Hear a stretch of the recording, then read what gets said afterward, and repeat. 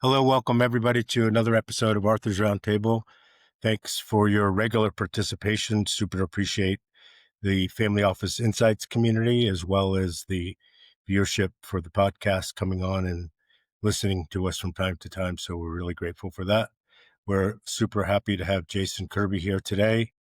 And as if after viewing this episode and listening, there's others that you think would benefit from hearing it, please feel free to share. We're always delighted to have you do that if that's okay. So Jason, give us a little background. Thanks for doing this. Tell us about your journey a little bit. Yeah, no. Thanks for having me on the show. Easiest way to put it, I'm a serial entrepreneur. I've built and sold multiple companies. Most notable was selling a company to Walmart, a tech company to Walmart back in 2018, and have since done multiple transactions, both as a founder, operator, and now investment banker. I guess the story starts with me starting my first business when I was 19, loving the adventure of wanting to build something I was passionate about. I quickly realized that passion doesn't always mean scale. And had a good business, traveled the world, lifestyle business. It was fun, but wanted to move on to bigger, better things. And was enthralled with the concept of venture capital and like, how do I get into that world? This is 2000. Tried my first company, big, giant flop. Trying to chase venture capital. Great business had I not pursued venture capital, but try to chase venture capital, try to create a venture narrative, when in reality it was never going to be venture backed. Despite everyone telling us to keep at it, keep going, keep doing what you're doing, keep getting your numbers up. It's like, okay, well, we're at like 60K month over month, 60K a month, month over month growth is like 30%. That would have been like a home run in most people's eyes, from like a seed stage startup trying to raise $1 million on a $3 million valuation back then, and couldn't raise money for the life of us. And, hindsight tells me, the business model was never venture. We were like, man, if we get to 10 million in revenue, we crush it. It's like, that's not venture. And, quickly learned that was not the right business to be in. Got an acquisition offer, chased that down, ended up falling through in the final hour and like crushed my soul. But I wanted to make a bigger swing, go after something bigger, left where I was in San Diego and moved to New York and launched a company called Liquid Sky, which was a GPU edge compute a network that enabled low latency interactive streaming. So using GPUs for actual graphic processing, not AI at the time, and quickly raised 12 million for that company. It was in a hot space. All the big tech companies were, trying to solve this problem. We had a head start, grew our core product to about 1.5 million users, and was just blitzing the market as fast as we could. But quickly realized that Amazon, Google, Microsoft were putting in about $1 billion into this category. So we had to quickly find an off ramp or very, very deep venture pockets. We having been in the market and raised some money, our investors, albeit they wanted us to go unicorn or bust, billion or bust, as I like to say, we quickly looked for an off ramp, which we had Walmart at the table. We were doing, kind of B2B contracts and proof of concepts with Verizon, LG, Walmart, and Walmart ended up, coming in with the final bid that we accepted and selling to Walmart, which throws people off in some capacities because, like, why did Walmart buy like a GPU edge compute server network? Walmart at the time, and still is like, there's a Walmart within 10 miles of like 95% of Americans. Yeah, And when you think about that I from like, heard that. when you think about their edge compute network, like that's pretty powerful. Like if you had GPU servers like a rack in every single Walmart, what could that do? What could that unlock? And this was the advent of 5G being rolled out in 2018, 2019. So that was all the rage. Billions and billions of dollars being put into 5G. So just right timing, right place. Walmart promised the world. They acquired us. And then shortly after the acquisition, we had scaled the team almost 3x. We were just burning money like nobody's business. And then right before our big launch party, Walmart pulled the plug because Amazon was kind of destroying Came them when in it as came a to. competitor, right? Yeah, well, yeah, we were supposed to build like the Amazon Prime, like the video and gaming and music streaming competitor that Walmart was. Like we were the platform for Walmart to build that, but that was a fun project. But in the grand scheme of things, Walmart is a retailer, and they were getting their ass kicked on their core home turf, which is retail and delivery, and they decided to reallocate all of their budget that we had towards next day delivery, which right move for Walmart, 100%, just sucked for us. And I was grateful for the team, what they gave us, but it taught me a lot in terms of going through those types of transactions. raising money, selling the company, and then without any holds bar, getting right back into the mix and going to another startup, helping them with a $20 million merger with their biggest competitor in the HR tech space. And then right off that, going into ed tech esports company that was doing like 100K in revenue and scale them to 6 million in 18 months, closing an $11 million Series A in a very rapid period of time, scaling the company. We brought esports to high schools all across the country. When I left, we had reached about 3,000 schools, 100,000 students. Got to about 6 million in revenue before I stepped down and kind of This is started. during COVID, right? Yeah, 2021 is when we closed we kind of closed like December 2020. We had all kinds of everything that could go wrong went wrong. We had a Series A term sheet that we got on March 12th, 2020, and that got quickly pulled on March 14th, 2020. So I had to pivot the business, do a bunch of wild changes to kind of navigate that because we were selling to schools and schools shut down. And it's Everybody like, shut down. how do you sell to schools? Well, quickly realized that esports were the only activity you could do during COVID. And that message spread like wildfire. It was not particularly easy, but we were able to convince schools that this was a worthwhile effort and investment during the time of remote learning when they had no idea what they were doing. They were all scrambling, hair on fire, and kids were spiraling downwards as they kind of seek engagement and peer to peer support. And so we were able to kind of capture that opportunity and pin the right message to the right people and just started rapidly scaling and growing the business, which was really exciting to see. But, after doing that for about a year and a half, wasn't my company. I wasn't the founder. Came in as kind of the COO when they were still like pretty nascent. And so after I did my part, decided it was best for me to part ways and kind of took a break. And it's the first time I took a break since I was 19. So 15 years of just hardcore, nonstop, go, go, go, go, go. And got married, had a kid, and just kind of like wanted to see what else is out there.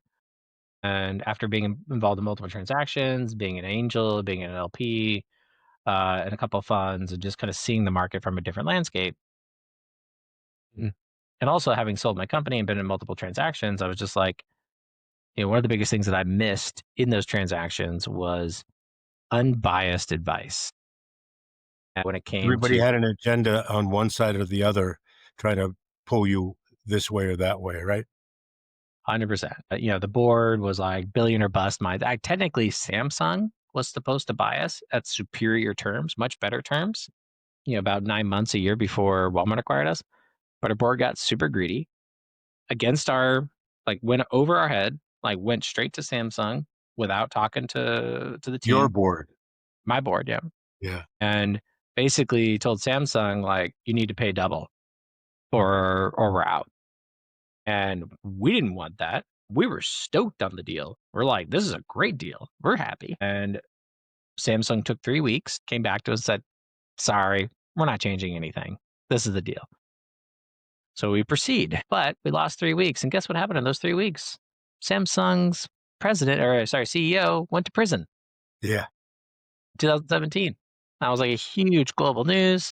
He went to prison and every deal was dead on arrival. And so the day of closing, bottles of champagne ordered, buses picked up the team, new offer letters printed, new office set up.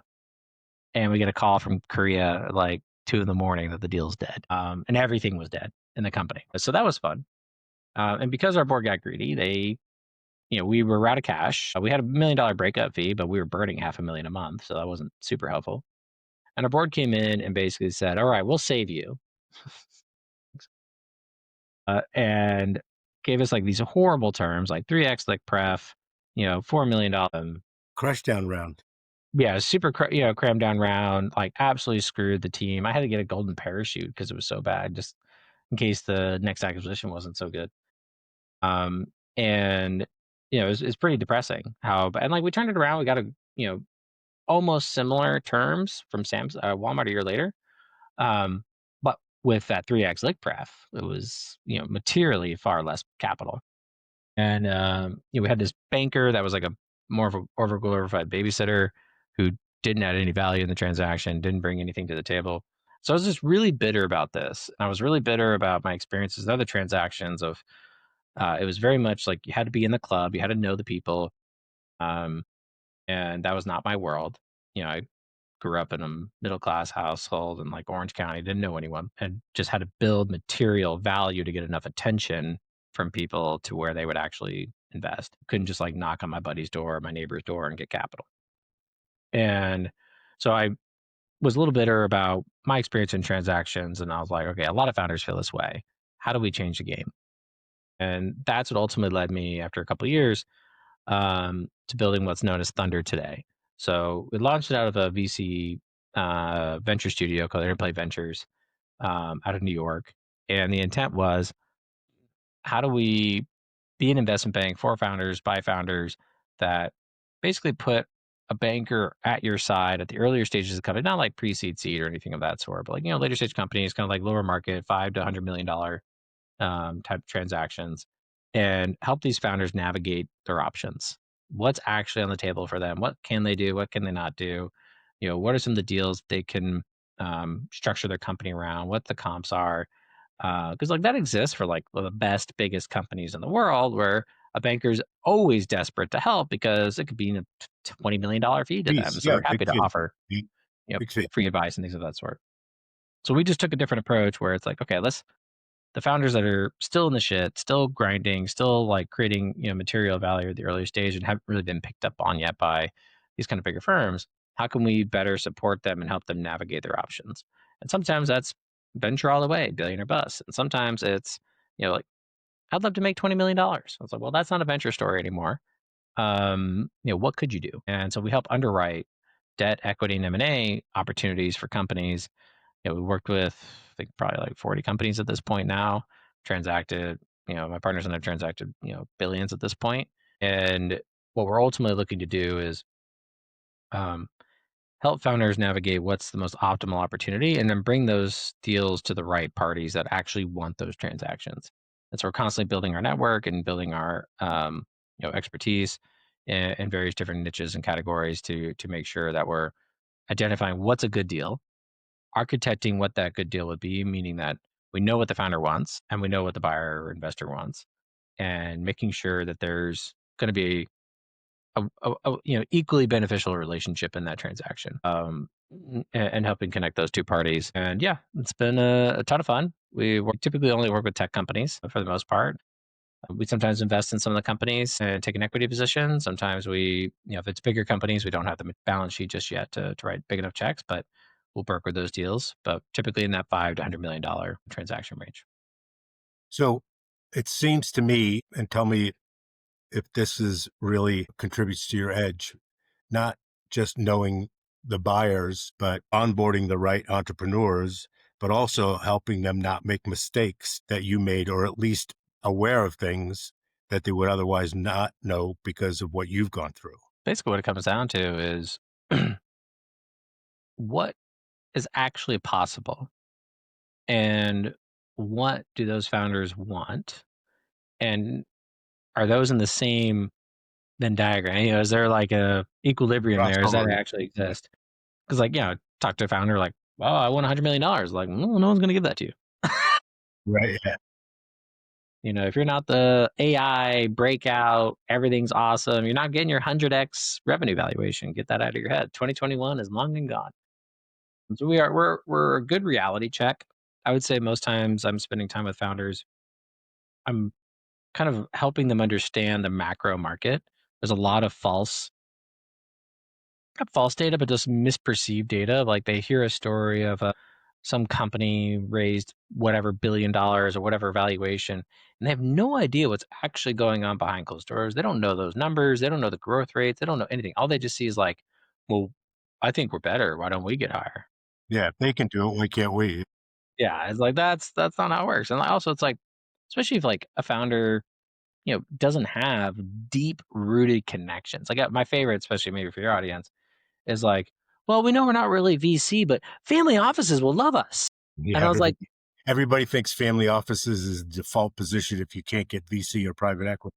Right. I think it's either dumb money or they think it's like, Eat like, oh, nothing they like easy us. about it.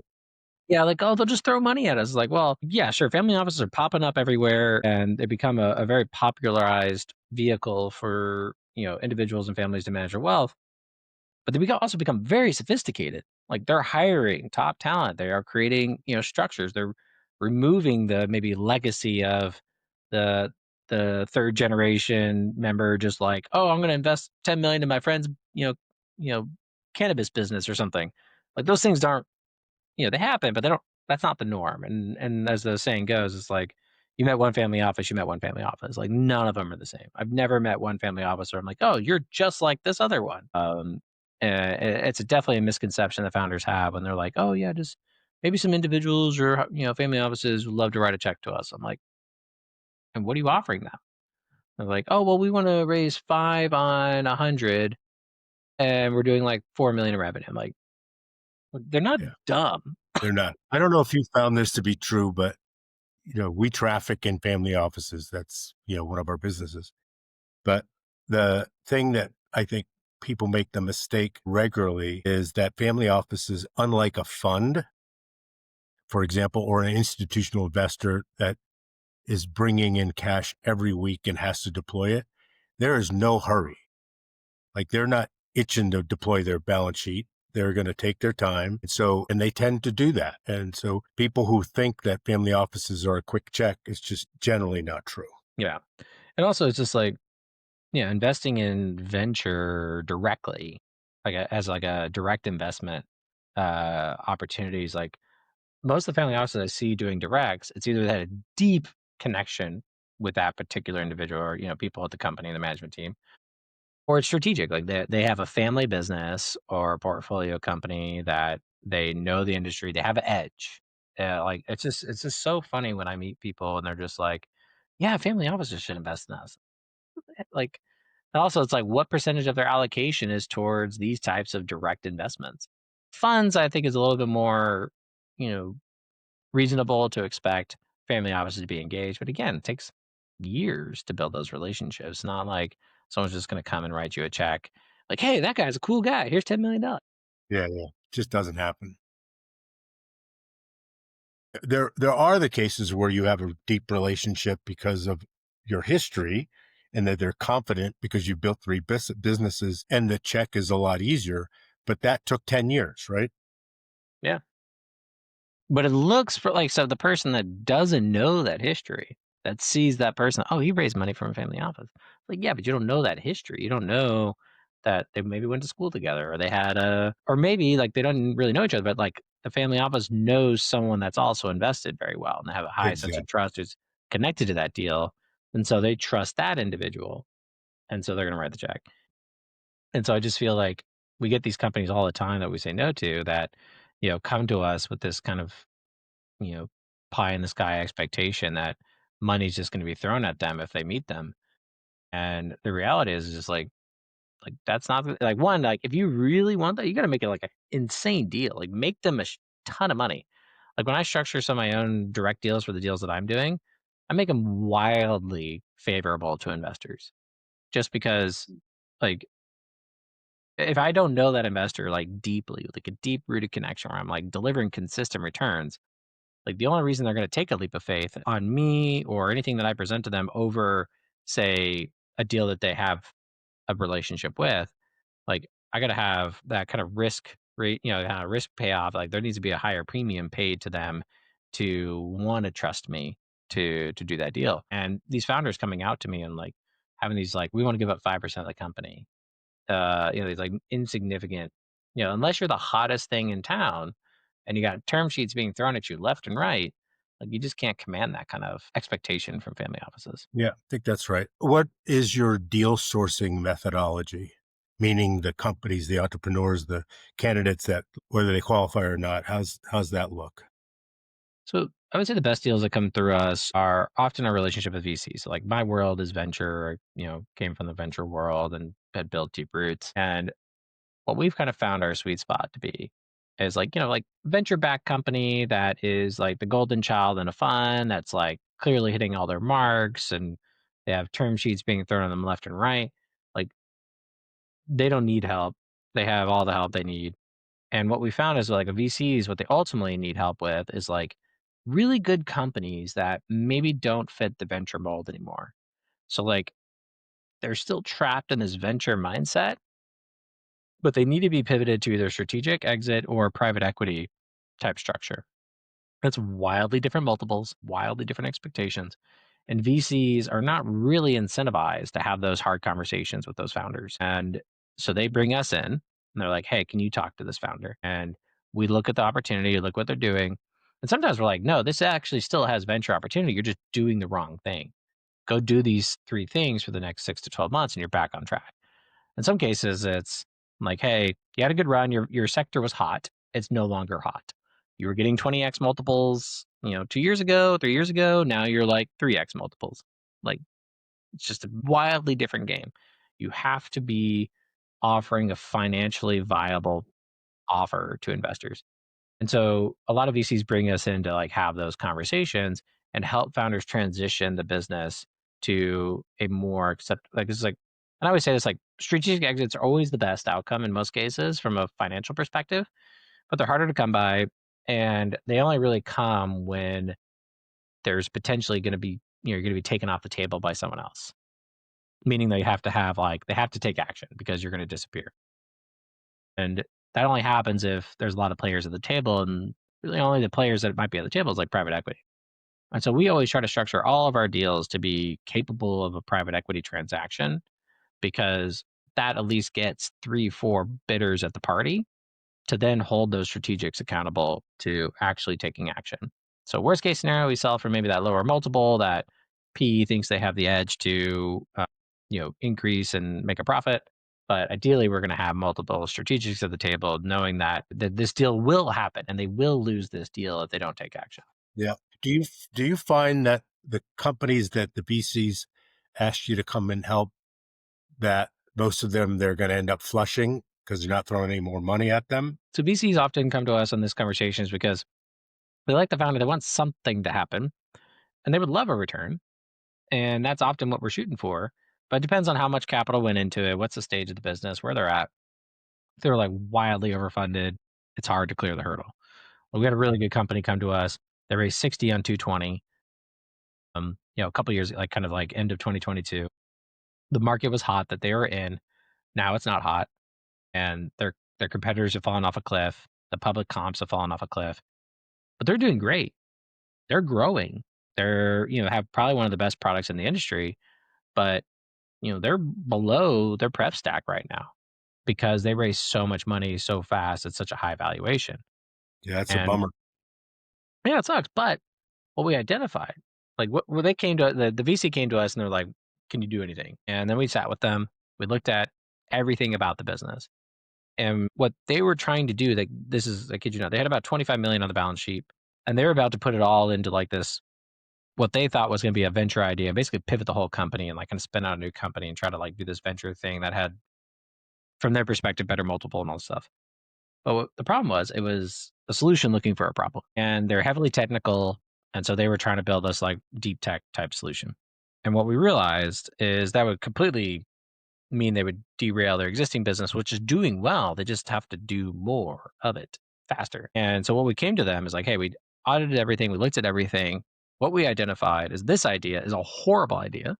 You will fall flat on your face. You will not receive additional capital. And we called customers, we called all these different, people that would potentially use the product, and they're all just like, I wouldn't pay for it. It's just like, and so we validated that this was just not a material business for them to pursue. But what we did identify is like, look, your multiples are depressed and mostly due to the current administration in office right now. And whether they stay or don't, like the category will correct, not to what it was, but it will correct. You have an opportunity to gobble up and acquire your competitors, acquire market share at a substantial discount when they're all depressed. They're all None of them suffering. are yeah, they're all suffering. They cannot raise money. They're all burning cash because they're all expected to burn it at all costs, which is not the game plan anymore for that industry. And these guys actually have really solid unit economics. They just need more scale. I was like, if you acquire your competitors at what is effectively, less than 1x revenue, maybe like 0.5x revenue, then you're getting a wild discount to what they are. And when the market just evens out a little bit and you consecutively show consecutive growth year over year, like you can get back to like 3, 4x revenue multiples, which again, not the 60 x that you had before, but like you can have a real business, you'll clear your prep stack, and you'll be able to make return capital to everyone, and everyone will make money. It's going to take 3 more years of this playbook. And we had some other suggestions, which I can't share, but they, the board loved it. They're like, we haven't seen this idea come across our table. Like, let's go ahead and pursue. And so 2026 is the year to go and do all those transactions. And so that's what we help do. We help and go and secure those transactions. So we actually do buy side management on that front. So just being able to come into these companies and understand like where the value lies for them to kind of clear the prep stack. Because like, yeah, they could have sold. They could have, if they wanted. They were all burnt out. They didn't have energy. Probably would advise them to be one that sells. But they were hungry.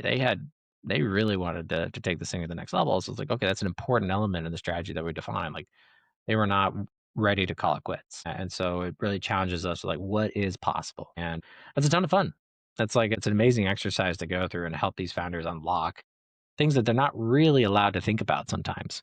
It's like they're not allowed to think about the safe, like the PE playbook of M&A roll up. Like they're supposed to be like technology, grow at all costs, spend, spend, spend. It's like no, like the good business economics is not a bad thing, Yeah. especially when your multiple's been falling off a cliff and it's nothing against you.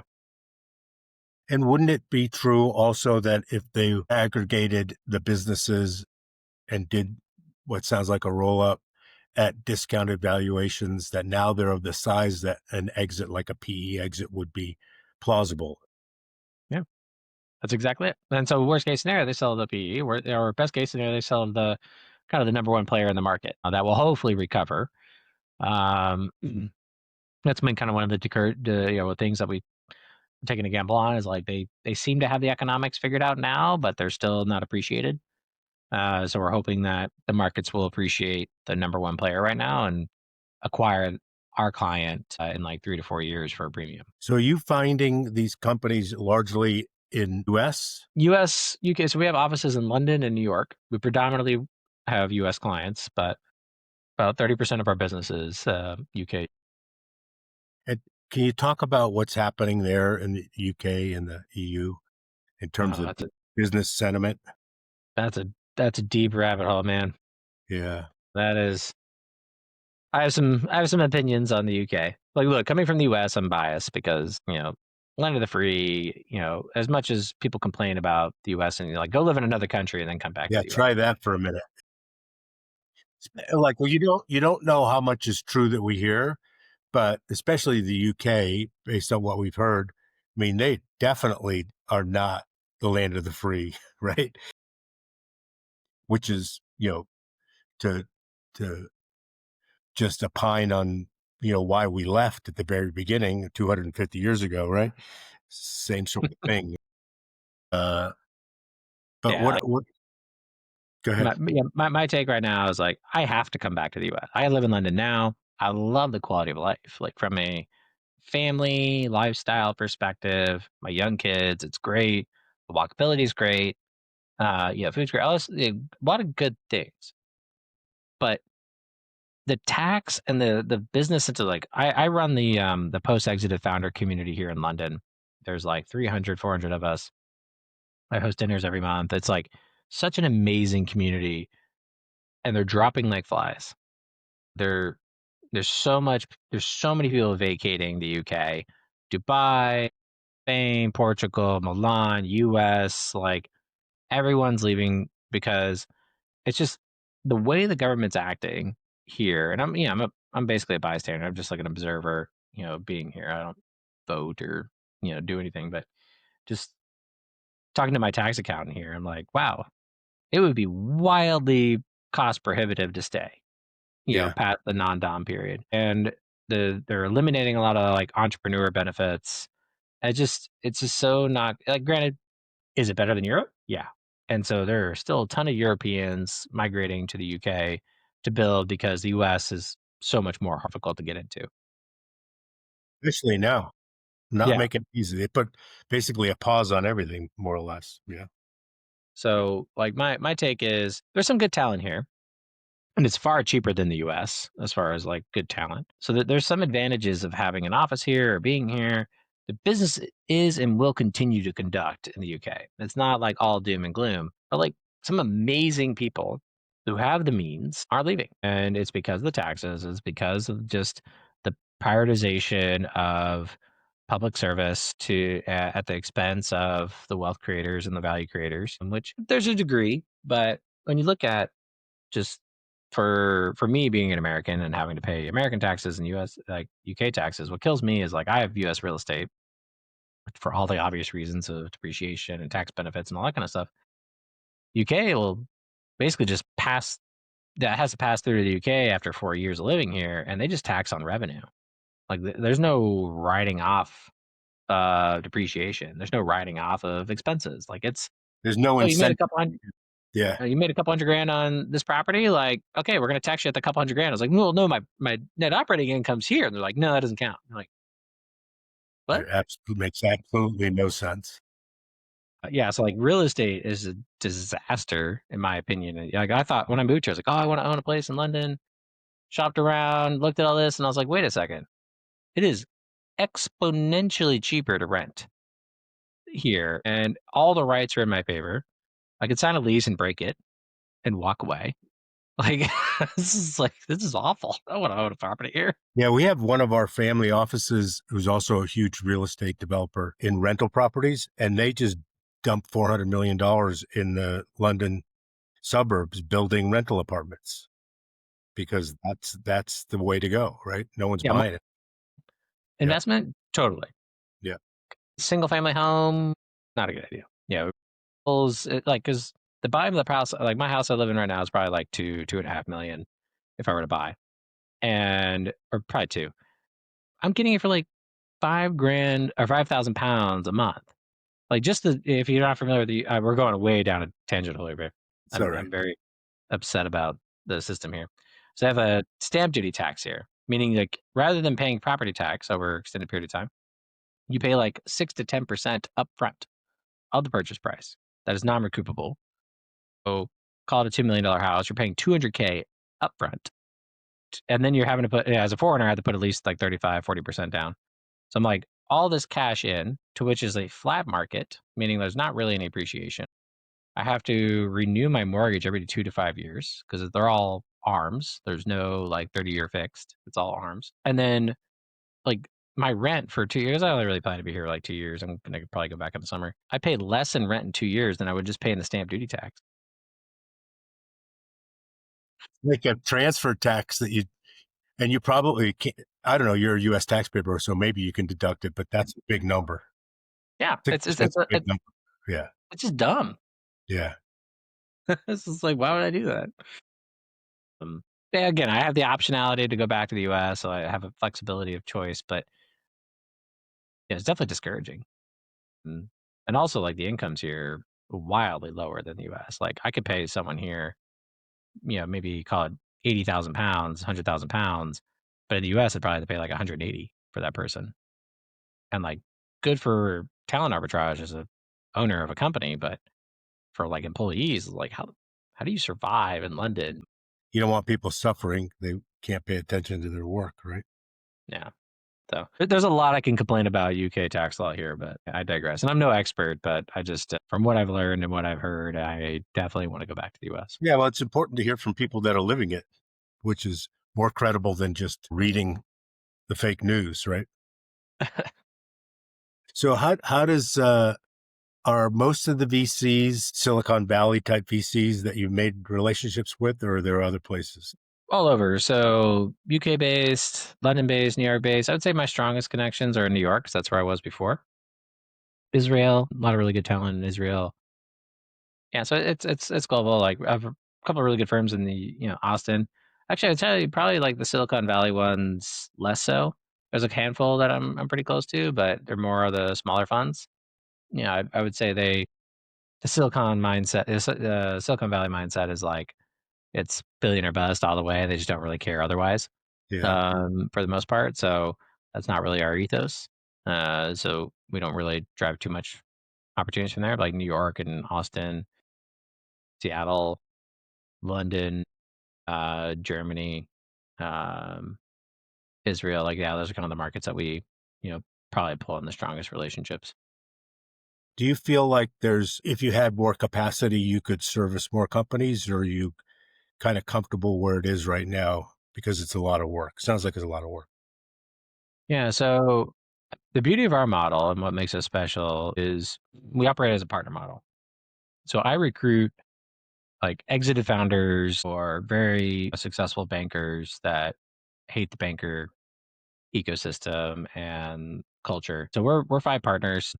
Four of us are exited founders. One of them is like an ex banker from Goldman. And what makes us kind of special is we have this model that is very flexible for these high talent kind of people that are already made it. They don't need a job. They want to be in the game, but they don't want to be in it alone. And so we have such a large top of funnel across multiple different sectors and divisions. We ultimately help them get access to really interesting companies, really interesting founders that they have material value to offer them. And so we provide them the infrastructure to go support them and help them in the transaction. So everything that we do, everything I've mentioned, my team is capable of, my partners are capable of. Most of the deals I mentioned were my partners' deals. And so I'm able to kind of provide this experience for these high caliber individuals to be able to leverage the best parts of them and like the fun parts of like building deep relationships, focusing on strategy, teeing up opportunities to their network. And they're focused on those aspects while we have a full delivery team underneath them that's doing decks, modeling, collateral, all that kind of the work that must be done to have the confidence in the strategy. Um, and that's kind of pretty crucial to the ecosystem that we build. And we're always actively recruiting for amazing partners. Have you found that the grunt work that would normally be done by an analyst can now be done 90% by AI? It seems like a lot of people experiencing that, right? Yeah, it's 70%. It's kind of our 70? calculation. So we have a team of analysts and very talented, like from 5 to 15 years of experience. And we do a quarterly AI day. Like, what are you going to make faster, better, cheaper with AI? That's like a cultural thing we have in the company. And sometimes we built our own AI stack with like helping identify relevant investors. So we have like 10,000 firms that we're constantly tracking, monitoring for changes and data. We're updating on a regular basis. And then we input company data into our network. It will say, like, hey, here are the 80 investors that are statistically more likely to engage in this opportunity.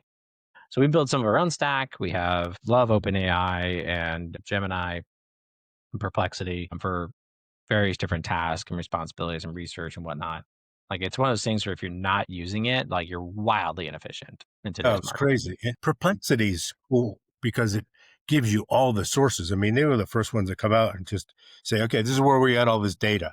So you better check it, right? Yeah, and what I love about it actually is their comment browser. They have I automate all kinds of stuff on the comment browser. I'm like, hey, like I probably can't share what I'm automating to some degree. Let's just say certain compliance things. I was just like, I don't want to do. Like have to do, don't want to do. I can literally write the prompt and it will just do the task and like check the boxes, read the question. And it's just like, you know, something that would distract 45 minutes of my brain capacity for like say client work or meetings or whatnot. And I'm writing a 4-minute prompt and just letting it run in the background. Yeah. So It's there's awesome. a bunch of really cool stuff out there Yeah. that It's super awesome. um yeah, you're losing if you're not Yeah. using it.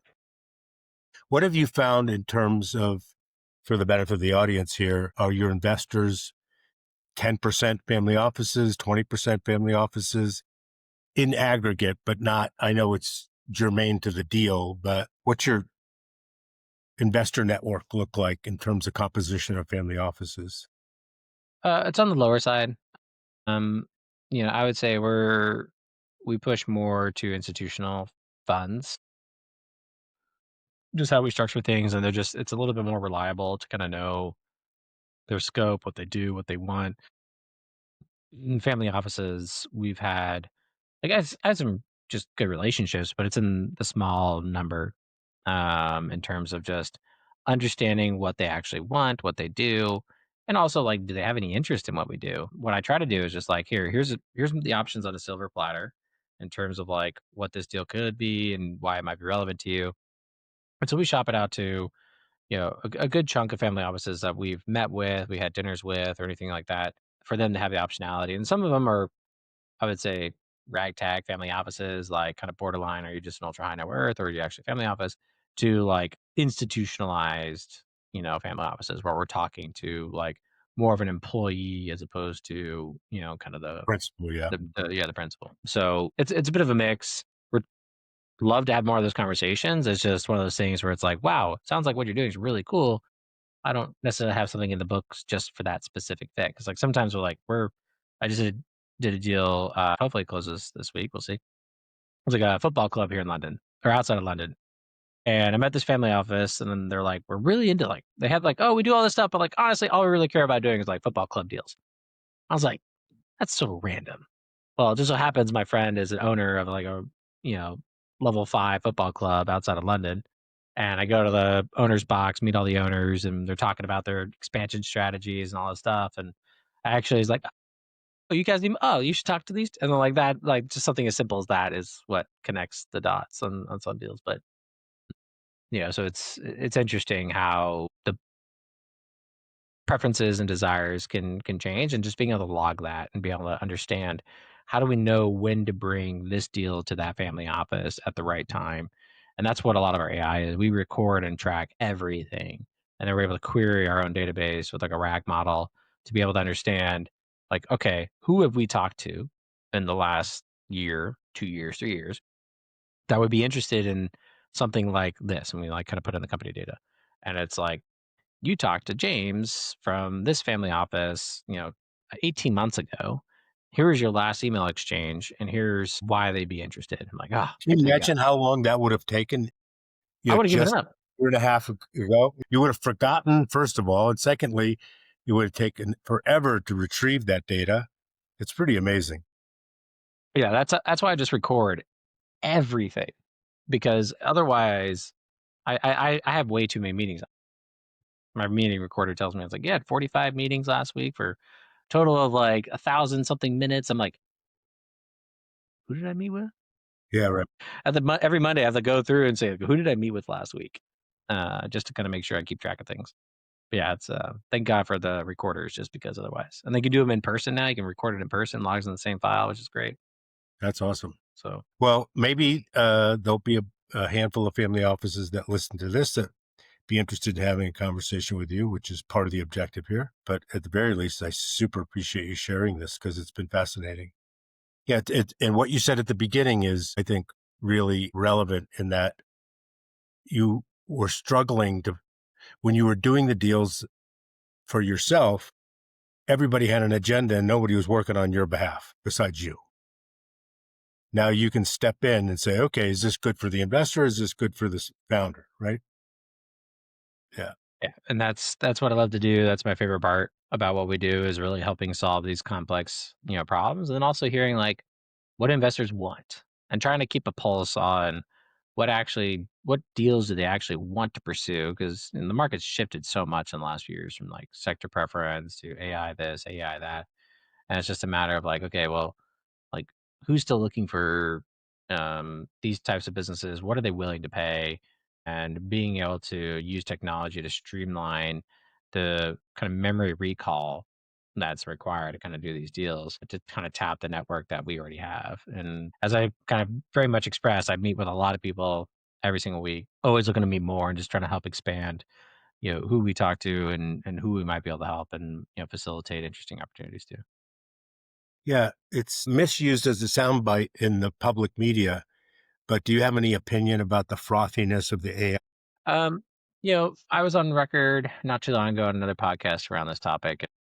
At the end of the day, it is a bubble, but it's not. It's not the same bubble that we attribute to like the dot com, or the housing bubble, or anything like that. There's material value being created in these companies very fast. There's an adoption rate we've never seen before in the AI sector. Like, people are like, oh, the capex going into these companies. Like, yeah, like, but there's revenue high growing, fast growing revenue right behind them. The problem is the bubble that in reality that people think is happening. It's like, oh, bad AI companies are getting funded. But like, I don't think so. Like most of the AI companies, they could be disappearing very quickly. So I think that kind of like the pre-seed, seed, Series A companies that are like AI wrapper of that and AI wrapper of that, the application layer guys, those ones are getting wiped out very fast because the big model guys are just, yeah, we'll offer that. Like similar to like, the App Store on Apple back in the day where, the flashlight app. It's like, "Oh, let's just get rid of that. Let's just make it ourselves." Like those things are happening so quickly that it's hard for VC. And I'm talking to a lot of companies, which I feel so bad for. And they're like, "Hey, can you help sell us?" And like, I'm like, AI is going to gobble you up. Like, who would buy you? Like, if you're not AI native with an immense, it's like moat to defend yourself, you just don't really have much value in today's economy. Like, with conglomerates, like there used to be a decision in M&A, strategic M&A. It's like, well, how much time and cost would it take to build Take me this? to build it, right? Yeah. And that value is From dropped. this to this, yeah. Yeah. It's like, oh, I had to have 30 engineers for a year do this, and now it's like I can have a guy on his weekend get a prototype out the door. Now, granted, it's not enterprise grade and blah blah blah blah, blah, but like that self confidence of a MVP makes them feel like they can produce an equivalent product very quickly. So these SaaS companies that are like sub 10 million in revenue that don't have a true moat, don't have true AI, they're gonna have a hard time getting the premiums they thought they would get. And that's a hard reality for me to share because that's obviously disadvantaged me. Like most bankers, like, yeah, yeah, yeah, we can totally sell you for 10x revenue. We did a deal like that in 2019. Yeah, right. And it's just like I can't tell them that. And as much as I, won't get the job. That's all right. Reality will set in. You might make a little bit of money, but then it'll fail, right? Everybody will be unhappy. Yeah. I do AI roll-ups for fun. Well, not for fun, that's a part of my job, but like that's one of my favorite parts is like these AI companies that are rolling up service companies. So we have a deal right now that's coming together. Like companies doing like half a million EBITDA, somewhere in that range. And they came to us and like, oh, we want 5x, EBITDA. I was like, well, you're a service business at 15x or 15% EBITDA margins. Like that margin is going to disappear in like a year because like AI is going to wipe you out. Like, and this client that we're representing will be the one that wipes you out because if you don't sell to them, they're just going to replace you. And like you have the opportunity to give them a 2-year head start with your client base and get a premium now, or like 2x, 3x, and sell today versus you Zero. know you get zero. Like your business will slowly deplete. And would you rather get the cash up front, go figure out something else, go live on a beach for a couple of years, or would you try to compete? And so kind of a fun conversation to have with some of these companies about what should they do in these environments. So it's been really like a fun project to be working on that front. And there's tons of them, right? I mean, it's kind of endless, Yeah, especially the overlay companies because they just took all the LLMs and built something that anybody could build over them with a little engineering, right? 100%. Yeah. Wild. Well, I super appreciate you doing this, Jason. Tell everybody it's Thunder VC, right? Yeah, the website's thunder.vc. If you guys have any questions, you can reach me at jason@thunder.vc. You can find me on LinkedIn, linkedin.com/n/ was it Jason R. Kirby. I put out a podcast called $100 million Exits, where I interview founders and investors that have experienced $100 million plus exits. I've had 100 episodes. Actually, 100 episode goes out tomorrow. So happy to chat, talk deal flow, kind of share what we're doing on the how we help companies navigate these situations. So maybe if they have a portfolio company that they're kind of figuring out what to do with, we can have that conversation. We're always happy to have conversations, see where it goes, and see what can be done. Yeah, super interesting. Really appreciate it. Yeah. Awesome. Thanks for joining us today. No, And thanks for having me. thank you everybody for spending with us. The only thing you can't make more of, and that's your time. Super cool, Jason. Thank you. Appreciate it. You bet. Thank you.